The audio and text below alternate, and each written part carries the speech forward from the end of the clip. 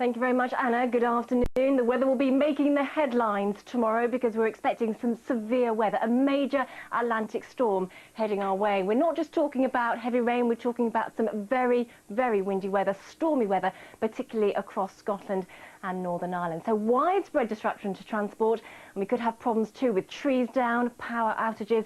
We'll continue to keep you updated, of course, on the BBC and on CFAX. Now let's take a look at where the worst of it's going to be then. Scotland and more northern areas of Northern Ireland, particularly Londonderry and Antrim. That's where we're already seeing those winds picking up. Northern England, pretty bad as well. Gusts here, though, more likely to be around 70 miles an hour. But for Scotland and Northern Ireland, we could have 80 to 100 mile an hour gusts.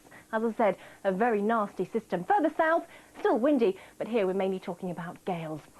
Well, that's the winds dealt with. Let's take a look at the rain then. We've also got some wet weather. That's going to be scooting through pretty smartly, clearing from Northern Ireland in about the next hour, and then moving across mainland Britain, clearing from the southeast later this evening. And then there'll be quite a curl of showers following. Increasingly, those showers will turn to snow, though, and it could be pretty nasty across the Highlands through tonight. And we could well see quite a lot of wet weather accumulating in western Scotland that could add to the flood problems there, too. So a lot of issues to keep an eye on.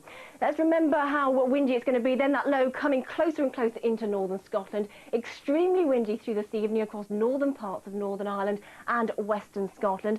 And as we head our way through the night, it will stay very windy in Scotland, with a chance later tonight that we'll see quite a funneling of those severe gales through the central lowlands. So some major cities could well be affected through the rush hour on Wednesday.